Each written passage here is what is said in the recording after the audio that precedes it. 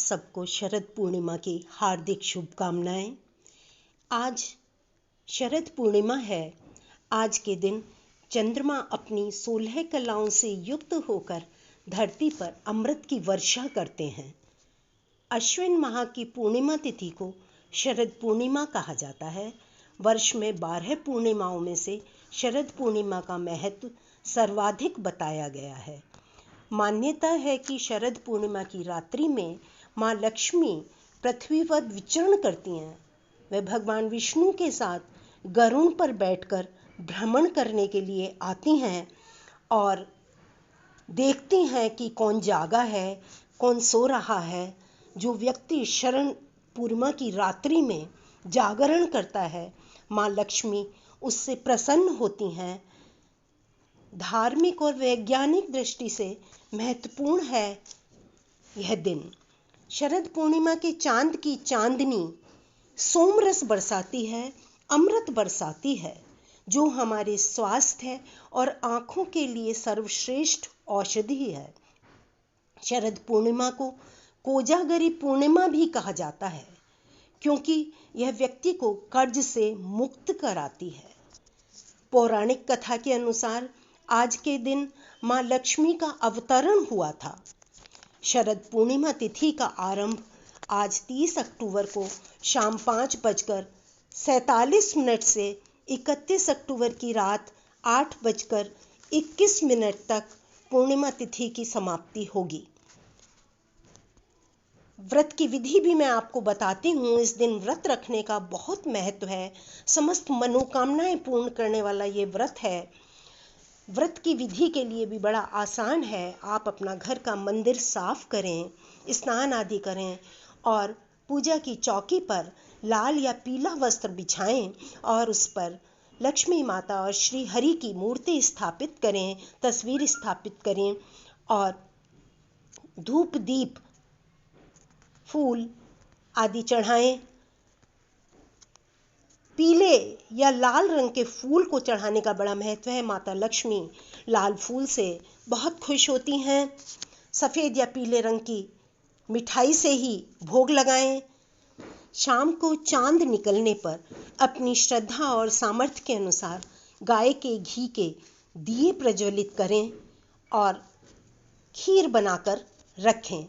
खीर चांदी या स्टील के बर्तन में रखकर छलनी से ढक दें। चंद्रमा की रोशनी में उसे रात भर रखा रहने दें।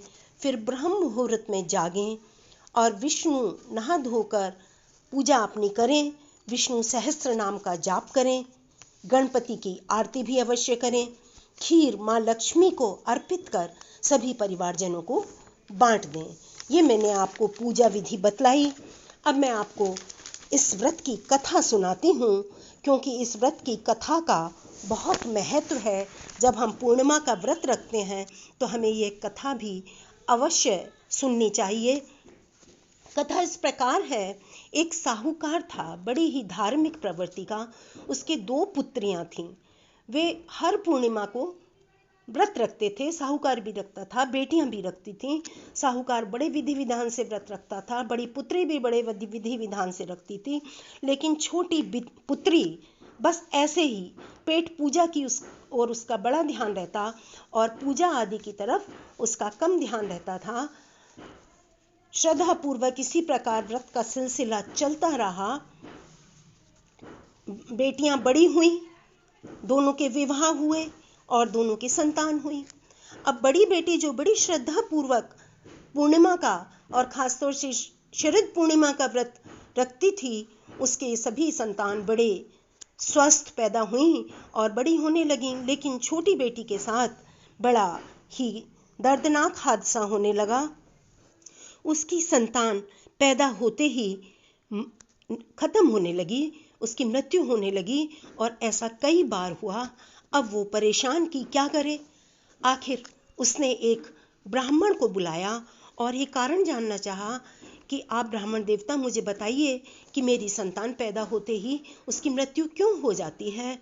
ब्राह्मण ने पूजा ध्यान में बैठकर उसे बताया कि तुम्हारे दोषपूर्ण पूर्णिमा व्रत के कारण ऐसा हो रहा है। तुमने कभी भी श्रद्धा से पूर्णिमा का व्रत नहीं किया और आधा अधूरा व्रत किया।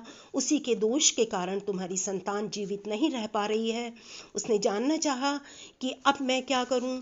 तो ब्राह्मण ने कहा, तुम विधि पूर्वक प्रत्येक पूर्णिमा का व्रत रखो और शरद पूर्णिमा का भी व्रत रखना, तो तुम्हारे निश्चित रूप से संतान होगी और जीवित रहेगी।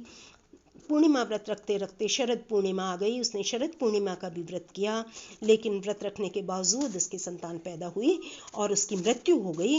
वह बहुत परेशान। अब उसने सोचा, अब मैं क्या करूं? उसे एक उपाय सूझा।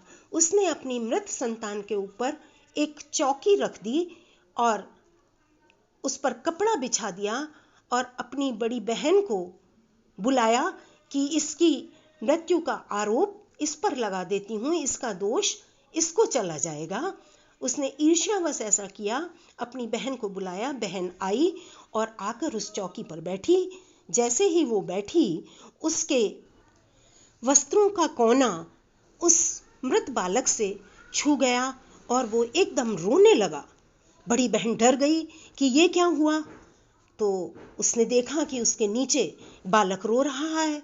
उसने कहा, ये क्या हुआ? तुमने ऐसा क्यों करा? मुझे इसके ऊपर क्यों बिठाया? अब उसे अपनी भूल का एहसास हुआ कि उसने क्या किया था और क्या हुआ। वो बहन इतनी दिव्य थी, इतनी तेजस्वी थी। पूर्णिमा के व्रत करने से वो इतनी सशक्त हो गई थी कि उसके वस्त्रों के स्पर्श मात्र से वह बालक जीवित हो उठा। उसने अपनी बहन से क्षमा मांगी। माँ लक्ष्मी और विष्णु जी से भी हाथ जोड़कर क्षमा मांगी कि मैं बहुत ही गलत रास्ते पर चल रही थी। अब मैं ऐसा कभी नहीं करूँगी, मुझे क्षमा करो और मेरे बच्चे को स्वास्थ्य और दीर्घायु दो, कहकर उसने बहन से भी क्षमा मांगी। बहन ने सहर्ष उसे माफ कर दिया और कहा कि अब तुम सदैव पूर्णिमा का व्रत रखो और माँ लक्ष्मी और विष्णु को जी की शरण में रहो और जीवन का आनंद लो।